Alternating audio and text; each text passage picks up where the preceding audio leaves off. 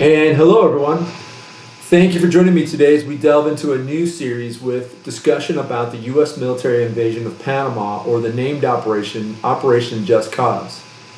I do plan to double back and close out the discussions in the Falklands with the land campaign.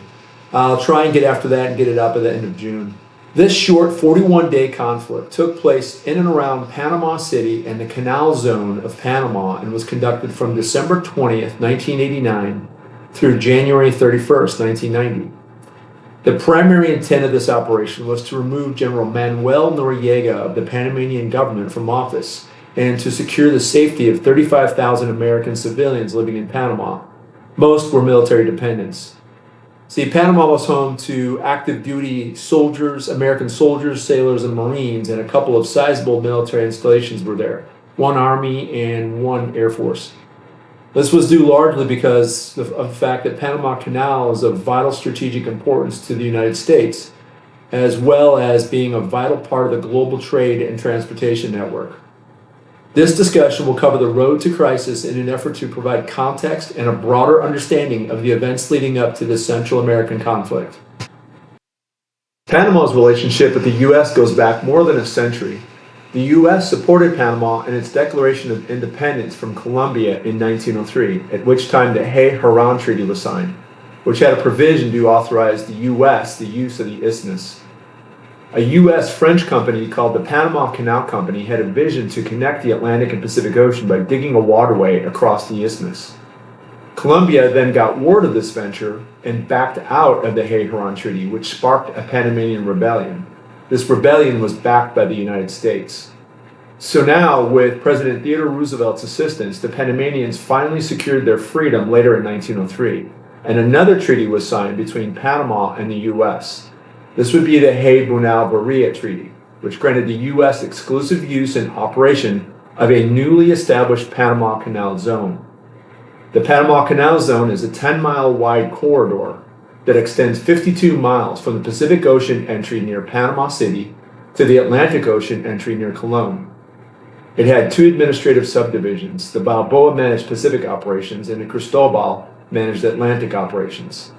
The U.S. did make a payment of $10 million, and additional payments were made later, but the overall sentiment was resentful. And many new citizens did not like this treaty as they felt that it muddied the waters surrounding their newly found independence. So this is important because this is where the generational resentment towards the United States began, way back in 1903. Over the next 10 years, the U.S. Army Corps of Engineers supervised and saw to the construction of the Panama Canal with completion in 1913. Even today, the locks within the canal superstructure are considered an engineering triumph. The design, the coordination, the massive digs and cuts, the century-long maintenance to the infrastructure, and even the international regulation of passages was an incredible undertaking. To me, this illustrates the value that the U.S. brought to the people of Panama and the world for that matter. Even if you consider the urban development, modernization, and economic stimulus that the Canal Zone brought to Panama, this is unrivaled throughout Central America. Still, the resentment towards the U.S. remained, at least in part, over the next several decades in Panama. By the 1950s, control over the canal became the central reason for dispute, and a shift towards a militaristic form of government began to emerge. Something that may have added fuel to the fire was the Suez Canal crisis that occurred in 1956. Egypt was fighting to nationalize the Suez Canal and expel British and Israeli forces, which it had succeeded at least in part. The Panamanians recognized the similar situation that Egypt was in and sought a similar resolution.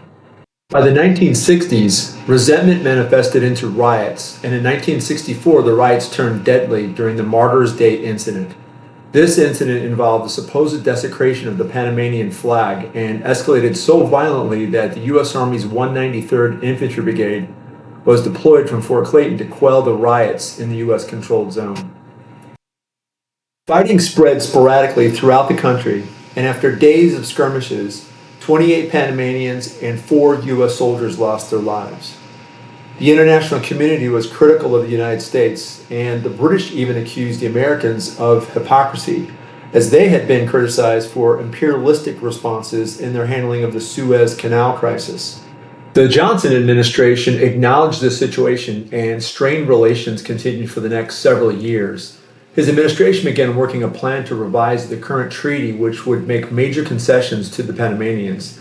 You can see Johnson's response here from a report I pulled from the National Archives. This is a report on Panama. You can see the date is August 19, 1965. And by the way, this was declassified in 2016.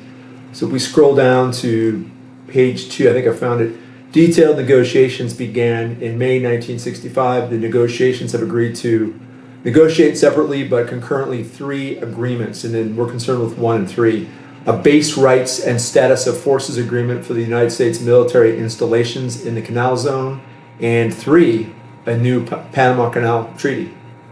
So Johnson laid the groundwork for what would be finalized in 1977 by President Jimmy Carter.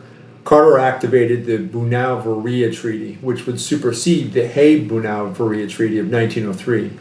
This new treaty would guarantee the handover of the canal and zone to Panama in December of 1999.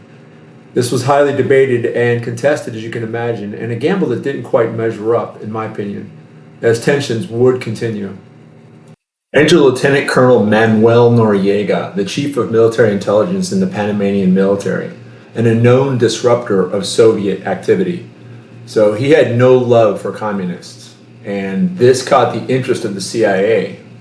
So his reign began in the late 70s, early 80s, which was at the height of the Cold War, which this all ties back to the Cold War. Central America was a hotbed of activity in the 80s, and the CIA had seen Noriega as an asset for use as a connection in the region. The problem was Noriega was a wild card, though. He was all over the place. Even though he had ascended to power quickly, was on the U.S. payroll, and had even become Panama's unofficial ruler in 1983, he wanted more.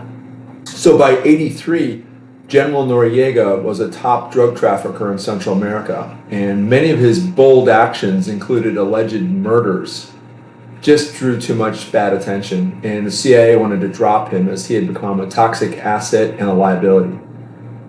Noriega's regime was a dictatorship with excessive military rule, media repression, and even violence acted out against political opponents. In 1988, the U.S. asked him to step down as the de facto ruler of Panama, and he refused. And instead, he cited that a state of war existed between Panama and the U.S. This action confirmed his emotional instability. Noriega ordered a PDF, or I should say PDF is Panamanian Defense Forces.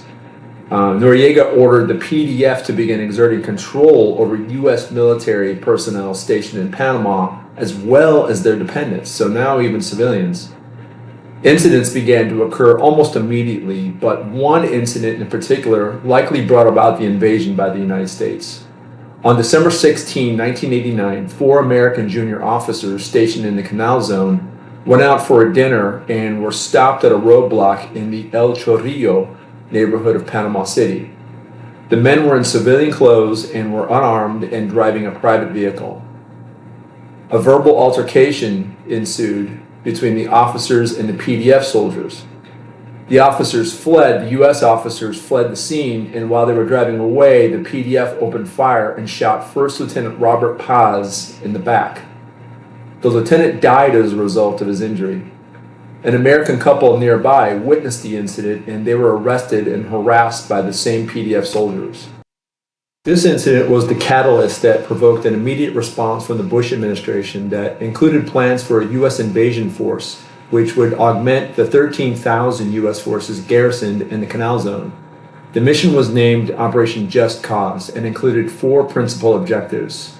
That was to safeguard American lives, protect the democratic election process, arrest Noriega for drug trafficking, and protect the Panama Canal Treaty.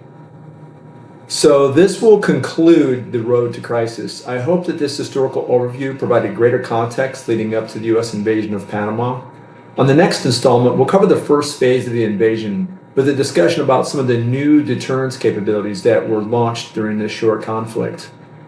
Thanks for watching, and leave a comment if so inclined. See you next time.